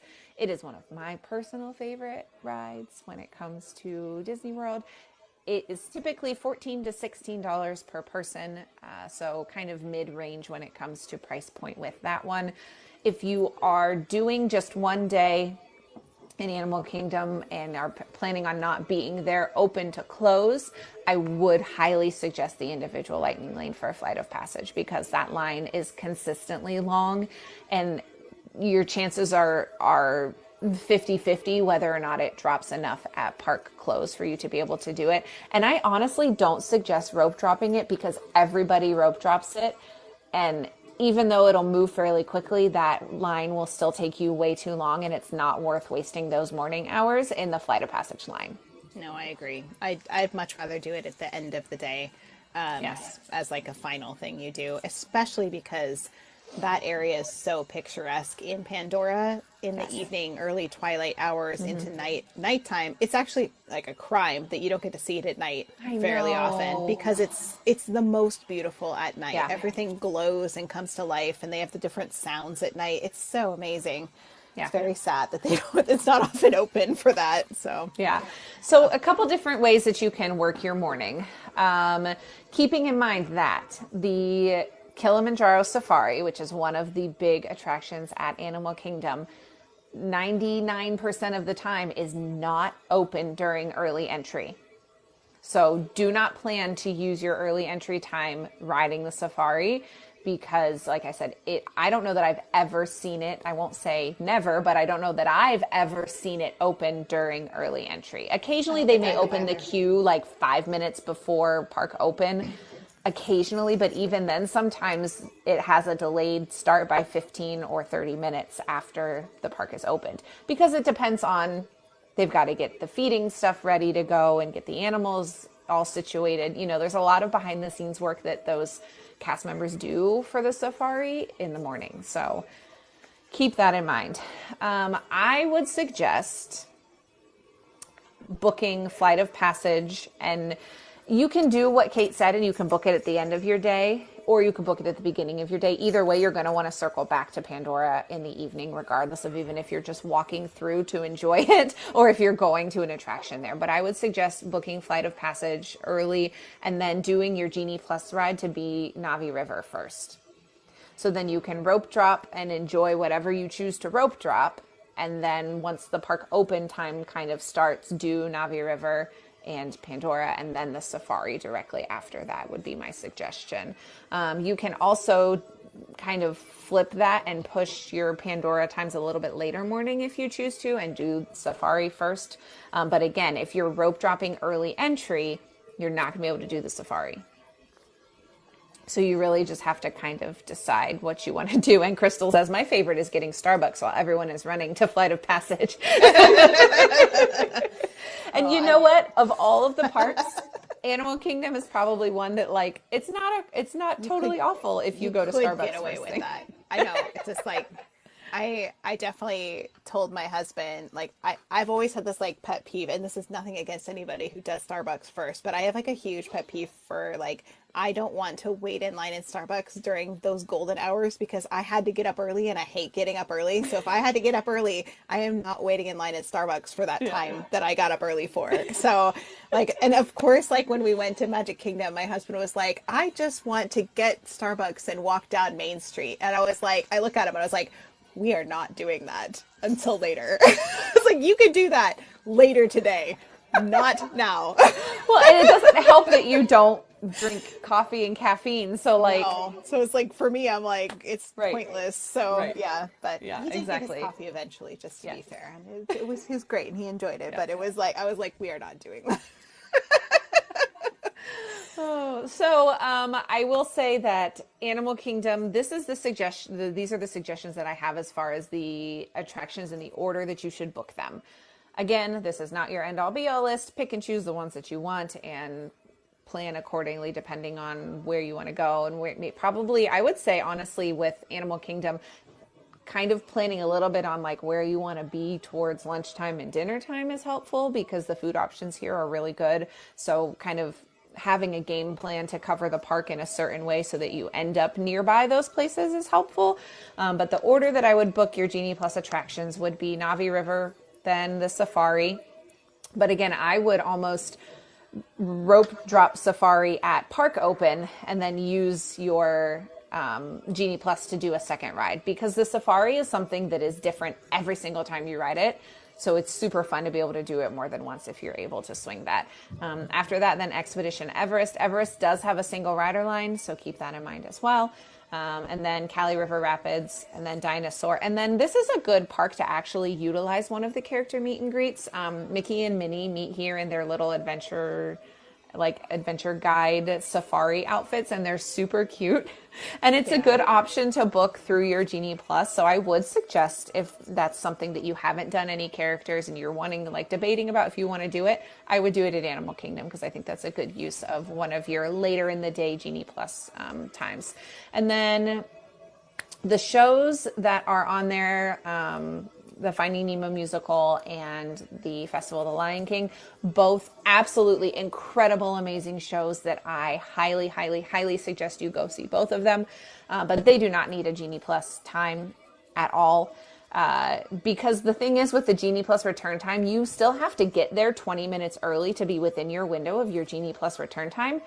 So it really, in the end, it truly doesn't matter when it comes to reserving that for both of those shows.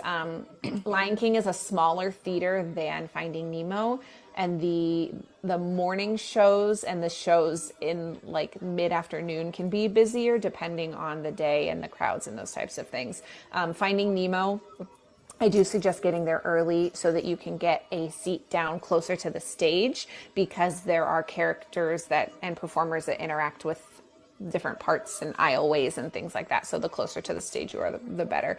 But then also it's Tough to Be a Bug, which is a 4D attraction. Doesn't need a Genie Plus return time. It very rarely goes over 10 minutes. I was waiting to see what you were going to say. I will go to it, but I will close my eyes during the spiders every time. Right. Yeah. So we talk about these parks having shorter lists. You know, we talked about that with Hollywood Studios. Hollywood Studios has a really short list, but it's gonna take you all day. Animal Kingdom also has a short list. Navi River, Safari, Everest, Cali River Rapids, Dinosaur. Even if we throw the meet and greet in there, you really only have 6 attractions that you're going to use your Genie Plus for, which is why I say that on days that crowds are low, you may not need Genie Plus, or chances are very good you won't need Genie Plus, and you can just buy that individual Lightning Lane for Flight of Passage and just work your way around the park. See what the difference is. Like, even though there was kind of like 6 in Hollywood Studios and 6 here, the difference is that these are not all e-ticket attractions necessarily, or like people don't treat them like that. There's kind of some that are more moderate and some that are more e-ticket, and it's just less crowded in general in this park, and there's a little bit more to do that's not just these big attractions. There's a lot of walking trails and animals and other stuff to go do and see, and so it won't take you all day, especially because those return times don't fly by really fast like in Hollywood Studios, so you can book one after the other pretty much and just knock them all out really quickly. Yeah, you might have a few in the morning that you have to wait on at Animal Kingdom, because Navi River can get late fairly quickly, because a lot of people try to piggyback it with Flight of Passage in the morning, so they try to book both of those in the morning. The Safari is hit or miss, and Everest is hit or miss as far as how quickly they get pushed out, but Navi River for sure, which is why I have you booking it first, because you don't want to miss out on going on that attraction. I love Navi River Journey. I think it's a beautiful, amazing attraction. But a lot of people are just like, it's just a boat ride in the dark. But like for me, I love that ride. I think it's so pretty. So I think it's something that a lot of people maybe write off that I think you should do. I think with kids it's worthwhile, because there's not like a ton of things, like, you know, there's only so much you can do with small children anyway. And so I think it's definitely a really beautiful design. I think it's a little short. And gosh, the last time I was on it, the audio animatronic wasn't working, and it was just B mode. I remember, and I had never seen B mode before, because you were live. But that's the best part of the ride. Right, yes, because that audio animatronic is absolutely amazing. But yeah, you got B mode, and I was like, oh. Like, it's just a screen. What was that? It's happening. Right? Yeah, it was weird. Yes. So, yes. I mean, so, I think if you ran out of time and you had to skip something, I think Navi River is something you could skip, and it's not the end of the world. But I wouldn't skip the safaris. I wouldn't skip Everest if your party wants to go on Everest, and definitely not. What was that third one? There was a third one. Oh, Flight of Passage. Like, those are like, if you did those 3. And maybe ate some good food and walked some of the animal trails, you'd have a great day at Animal Kingdom. Yeah, so. Absolutely. So speaking of food, Kate, do you want to chat about Animal Kingdom food? Yes. So my husband is a huge foodie. My husband, Elliot, for those of you who don't know, and Animal Kingdom is his favorite place to be. So we've eaten a lot of things in Animal Kingdom. I think it's a toss-up for our favorite between Satuli Canteen for quick service, between Satuli Canteen and Flame Tree Barbecue, which if you eat at Flame Tree Barbecue, the eating area is kind of like around the back of the place you pick up your food. Go sit down by the water, because the views are gorgeous of Everest and everything across the water, and it's one of the quieter places in the parks. There are a couple birds, so if you're bird phobic, keep that in mind. Who could that be? The eating area is themed as predator and prey. So it's actually kind of a fun place to discuss with your kids about, like, the circle of life, so to speak, and like these animals that are prey. So it's got an animal theme in that way that's really neat. Satuli Canteen is great. It's a little bit leans more like healthier food, whereas Flame Tree Barbecue leans more towards barbecue. So, chicken and I really like the thing I get at Flame Tree Barbecue is the mac and cheese with barbecue pulled pork on top with like an onion ring. And it's like my favorite thing to eat. That's the popular one there. It's so good. Yeah. Something about that. And it has a little bit of coleslaw in it too. So it's like something about the combination of it is just really good. Other places you can eat include Pizzafari, which I only went in there for the first time the other day. And their rooms are also themed, by the way. So some of the rooms have like animals that like to hide, animals that hang upside down. So you can like go in the room and see that they've super cute decor inside. I love like all the murals and the painted walls and everything in there. Super fun. I've probably never been in there because I just don't do Disney pizza usually. So that's probably, but the theming was really cute. And then Yak and Yeti quick service. And I have to say, Elliot and I ate at Yak and Yeti as a table service for the first time this past trip. And that table service was phenomenal. Like that food was really, really good. So if you like anything that's more Asian, Thai, Chinese kind of themed, like that food is really, really amazing. So, I'm going to advocate for that as well. But for families, I'd say Satuli Canteen in Pandora or Flame Tree Barbecue are probably your best bet for quick service. Satuli Canteen is air conditioned on the inside, so you can actually sit down and you can refill your water bottles with their fountain drinks and stuff too. So if you need to get out of the heat, do Satuli Canteen. And a lot of people don't realize, because it does have a fairly large outdoor seating area as well, like out front.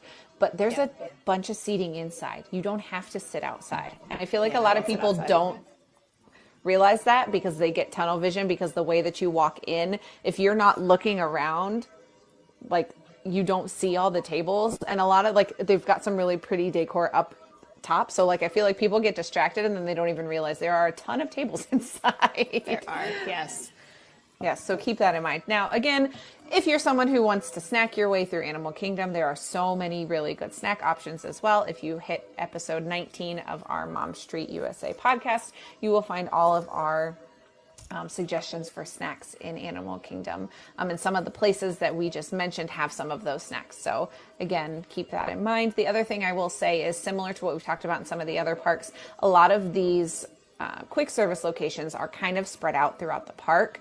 So you may, like I said, want to kind of figure out your route for the day based on at least lunch, I would suggest.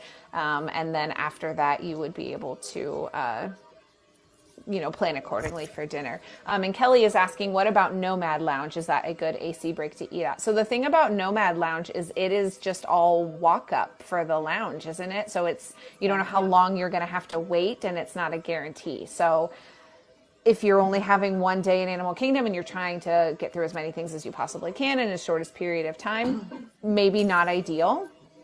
I think it's better for older families too, and couples versus children. Like it's a great place to sit and relax and chill, but it's got the vibes for more older ages, I would say, than children. Yeah, personally. So definitely a good option. They've definitely got good food in there that you can order and all of that, so by all means, if there's something on the menu there that you want to try. I know that churros there are always one that people talk about because they're quote unquote the best churros in Disney World. They are very good. I will say they're good. They're not Disneyland churros, but they're good for what they are. So I do know a lot of people do choose to do Nomad as well. So that is another option if that's something that you're interested in. So then after food, it really just depends on how your day has gone. Again, this is one that I don't say like, okay, you should be able to get through this and this and this in the morning and then do lunch, because it's really just dependent on what time you get to the park and what your list is for the day, based on that. So The only other things that I would suggest is non-Genie Plus related things that I do think you will have time to do because of just the way that Animal Kingdom is situated with its Genie Plus and its attractions. There are 2 different walking trails that they have. They have the Gorilla Falls Exploration Trail, which is found right at the exit of the Kilimanjaro Safari. So there's that walking trail. And then over by Cali River, they have the Maharaja Jungle Trek, which is where the tigers are over there. So those 2 walking trails are super, super fun. But I would suggest, like we talked about before, either earlier in the morning or later in the evening. Midday, your chances of seeing a tiger are slim to none because they just hide up top in their little enclosures and you're not going to be able to see them. So keep that in mind as you are planning for those walking trails. The other thing that you can do is take the train out to Rafiki's Planet Watch, which is a whole area of Animal Kingdom that I feel like not a lot of people take the venture out there. But that is where the animation experience drawing class is at Animal Kingdom. If that's something that, if you've got kiddos that are interested in that and that's something they want to do, you can head out there to do that. It is at set show times, so definitely check your app to make sure you give yourself enough time to travel there because you do have to take the train to get there. And they also have the petting zoo out there with the goats and I don't know what other animals. I know there are goats out there. Yeah, there's a couple animals that you can pet. I can't remember what else they have, as the goats are the main feature. Yeah. So, Yes. So and keep that in mind as well. Advocate. Jackie won't advocate for this, but the bird show is really good at Animal Kingdom. I did not intentionally leave that off of this list. Live entertainment was the next thing I was going to talk about, so we can put it under there. I will say, the bird show is phenomenal, especially if you like wildlife, and the birds are trained to do certain things. There's other animals too, but the birds will fly right over your head. It's actually quite a lovely show, and they have all kinds of exotic birds that I had never even seen before till I saw that. And they also have the one that's the one that's over kind of near like Yak and Yeti in Asia. There's a theater there for that. And then there's the one that is where it's at the Tree of Life and all the birds kind of like fly over your head there. And that's a really short one that doesn't take very long. Yes. I think the show is Feathered Friends in Flight, I believe. Yeah. And then Winged Encounter is the one at the Tree of Life, I believe. Yeah. I think so. I know those are the 2 names, and hopefully I didn't swap them. But for those of you who don't know, our good friend Jackie is bird phobic, so she doesn't lean towards the bird things. No. So I'll tell you about the bird things while Jackie cringes. And I will also say that if you are a friend who is also bird phobic like I am, that there are aviaries, and I also don't like bats just because they freak me out. Similar reasons. There's also bat enclosures on some of the walking trails. So just... I just avert and walk around as best I can. But there is also a ton of other live entertainment that is just all across the parks that is super, super fun. They have the drummers in Africa. They have a live band over kind of near the entrance-ish area as you go towards like Dino Land in Asia. So there's tons of live entertainment that you can just kind of happen upon, which is super fun. And I would suggest stopping for even if it's just a couple minutes to just experience it, because they are some really, really talented performers that they've got in Animal Kingdom when it comes to those types of things. And you can find Kate's friend Kevin, walking around with her handlers as well if you are someone who wants to look for her. And there is also the character Divine, which is a beautiful ivy clad woman on stilts that hides throughout Animal Kingdom that you have to find her. So she's a fun one to try to hunt down if you can find her while you're there. Well, Elliot didn't know that she existed, and I forgot to tell him about her. And so I was walking by and I saw her and I kind of didn't say anything, and I kept walking and he's like, "There's a woman in the bushes." And I'm like, that's just Divine. fine. I'm like, it's no big deal. And he's like, no, that's so cool. And he was like obsessed. And I was like, oh, I guess if you have never seen it before, it is really neat. Yeah. So. I've seen photos and I've never seen her in person before. So yeah. one of these days I'm going to spend, because I've been to Animal Kingdom so many times and I have experienced it all. One of these mornings I'm just going to spend my whole morning. I'll ride the safari and then go find Divine and just wait until I find her and then move on with my day. She was like when we went, she was in the area where you're walking in, like in that jungly area before you get to the Tree of Life. She was that far out. She was like I usually almost in the entrance. see her further down in the park a little bit. So yeah, so keep your eye out in the entrance and exit area because she might be there. So yes. So, and honestly, that's pretty much your list in Animal Kingdom. Before we move on to the Without Genie Plus, which shouldn't take very long, but I have a couple of questions that I wrote down from people. Someone asked where you do see Kevin. Sorry, jump scare, Jackie. So Kevin is out and about quite often, actually, at Animal Kingdom. The places I've seen him the most, I've seen him walking over that bridge to like Asia. I've seen him like a couple times there, and then also kind of where they do the drumming across from Flame Tree Barbecue. That's another place I've seen him hang out a lot. I don't think you have any other places. He does come out to like the front plaza right in front of the Tree of Life too.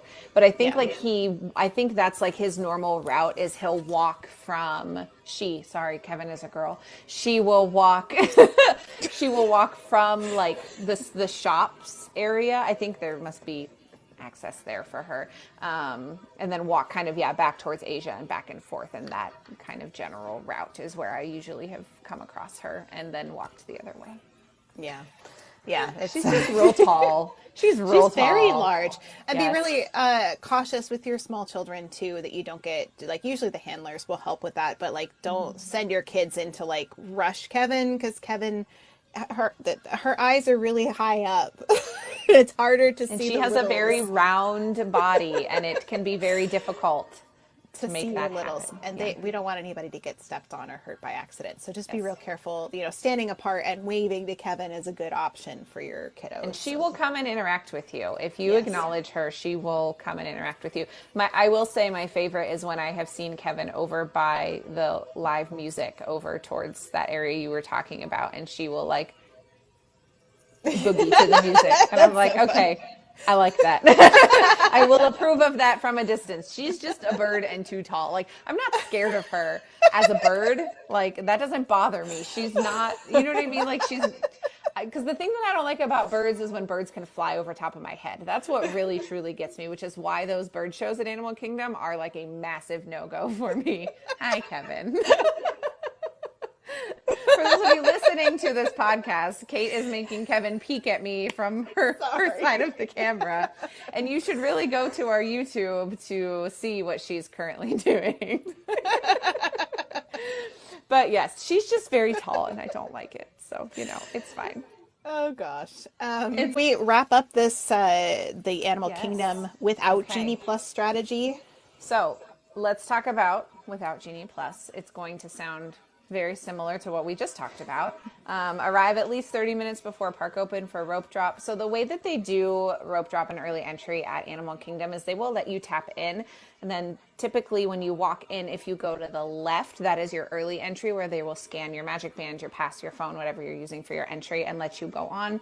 They will then queue up everyone that doesn't have early entry to the right. Because when you enter, you have to go around the like planter and the little...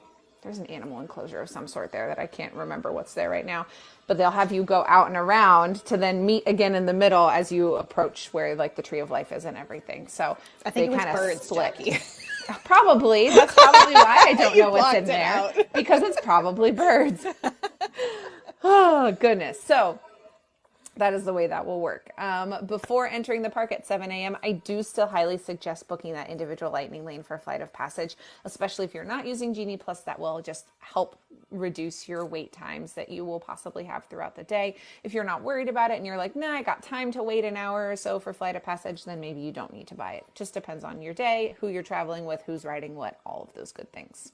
Yeah, I don't often buy Genie Plus for DAC, so I tend to do Flight of Passage in Pandora as the last thing of the day. So right before park close, so that way those individual lightning lanes can't pour in front of you, and it makes it go really fast. Well, faster than it would earlier in the day. Yes. So again, buying the individual lightning lane is most likely the only way to experience this attraction without waiting well over an hour. You may get lucky at park close if the crowds are light, like Kate was just saying.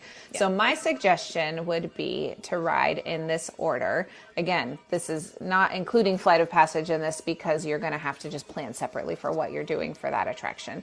But I would go to Navi River. Now, this would be more early entry. I would hit Navi River first because then once the safari opens, you'll be in a good place to get on the safari right when it opens. So Navi River, hit that first in your first half hour. And the nice thing is you don't have to rush between those two. You can enjoy your time in Navi River. You can walk through Pandora.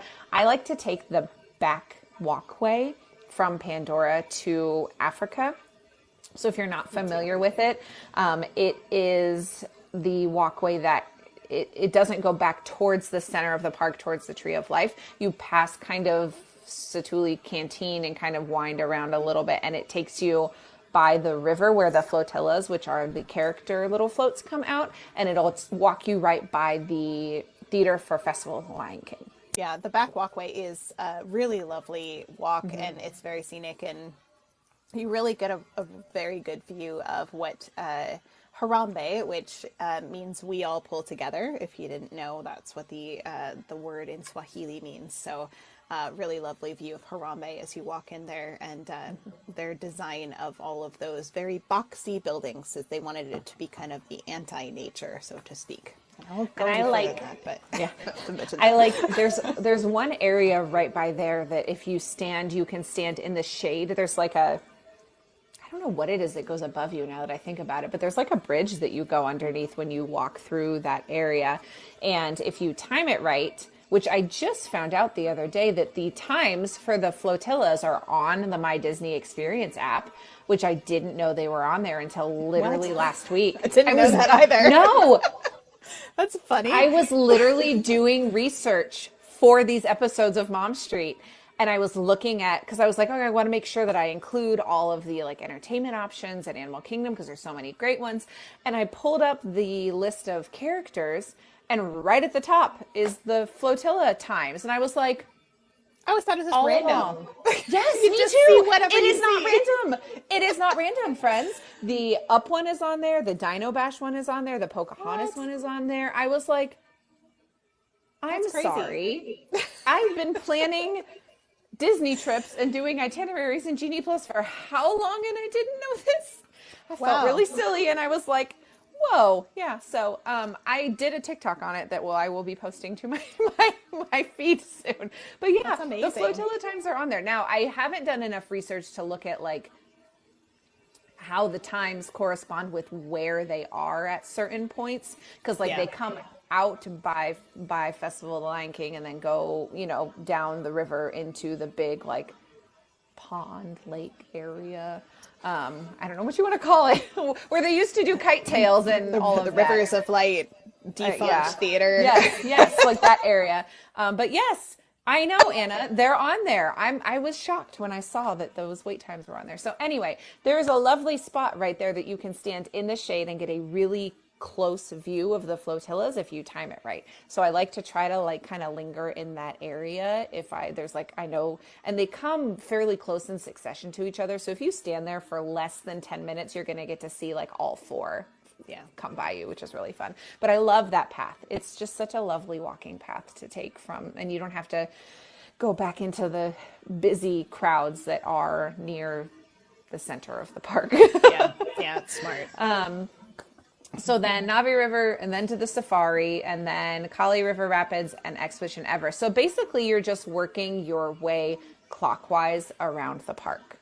Yeah. And then again, Expedition Everest does have a single rider line. It is a very good single rider line. So if your party doesn't mind splitting up, or if you only have one person that wants to ride it, that single rider line is really good. It is not open the entire length of the operating hours. So it may not be open until like 10-ish, depending.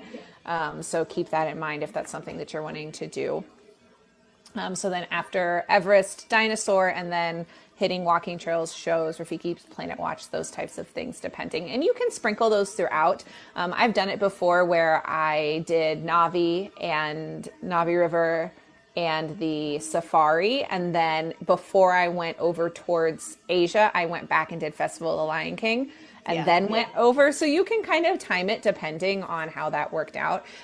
When I went, it was in May and I did that, and it was perfect because when I went, I got in line a little bit earlier than I normally would for Festival of the Lion King, just because I didn't want to have to backtrack and come back to it. And I wanted to do the first showtime. I got a front row seat and I was like in heaven because I love that show so much. And I was just like, this is really great. It's amazing. You know, I love that show because it was, I saw those floats when in Disneyland when I was 11, because they were originally from the Lion King parade that was in Disneyland. And then they repurposed them because they were trying to save money because they went way over budget with Animal Kingdom. So that's where the Lion King show came from, was essentially a stopgap because they didn't build Beastly Kingdom. So luckily it was a wonderful show and it stuck around. It worked out very well. It worked out very well. Yeah, it's the longest running stage show in the Disney park. So it's a really That's cool. Yeah, so it's just a really great show. And I just have such fond memories of like going with my husband and then like taking my oldest on his first trip. He's always been Lion King obsessed since as long as we can remember, and he still loves the Lion King to this day. And so taking him there is really, really special. And now he's decided, he's big into gymnastics, and he's decided that one of the many things he rotates through between what he wants to be when he grows up is a tumble monkey in the Lion King show at Animal Kingdom, which like, more power to you, kid. Let's do it. We'll get you down there. We'll figure it out. I'll find some connections somehow. So it's just a really fun show. And I cry every time I go and watch it because I just love it so much. It's really good. I agree.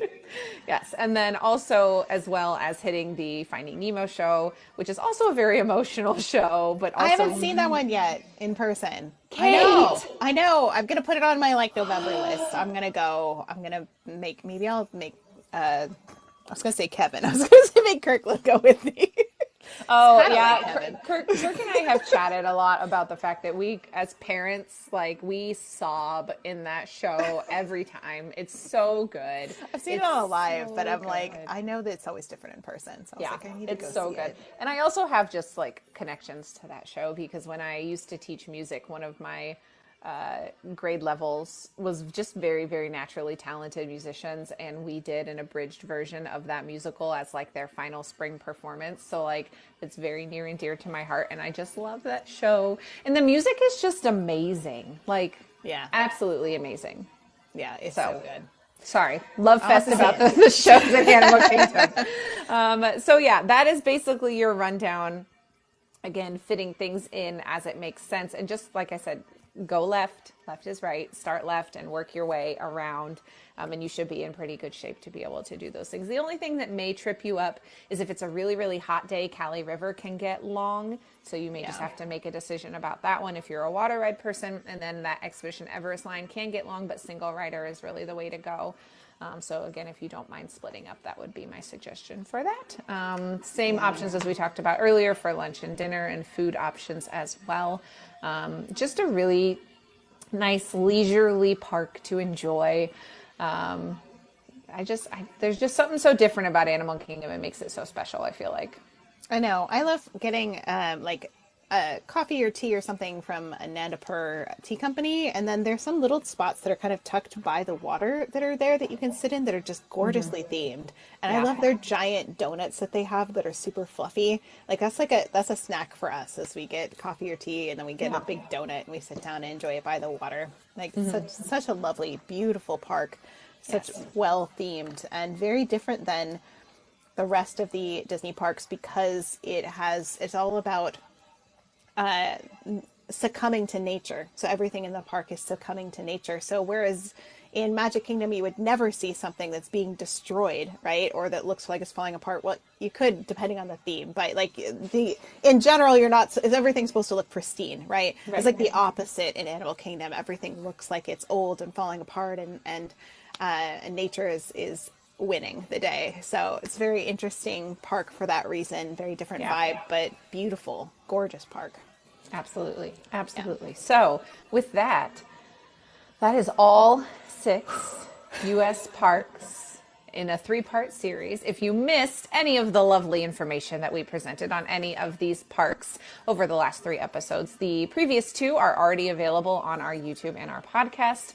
This one will be available in the next week or so, hopefully, depending. Kate and I have been playing catch up a little since she was traveling and lives were busy with back to school all sorts time. of things happening. Yes. So we will make sure that information gets up. We have started working also on some graphics for you guys to organize the information as well, that we will hopefully be finishing up here in the next couple weeks. And we will post those most likely on our Instagram, but then also in our Discord. So if you are not a part of the Walrus Carp Pocket Fam Discord, you can find that link in both of our bios. We do have a Mom Street channel there that you can chat with us, and we'd love to hear from you.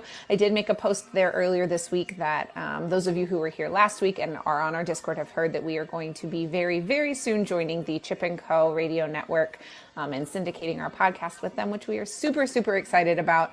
But that even more so means that we want to be sure to hear from you and cater the show to what your needs are as our Mom Street community.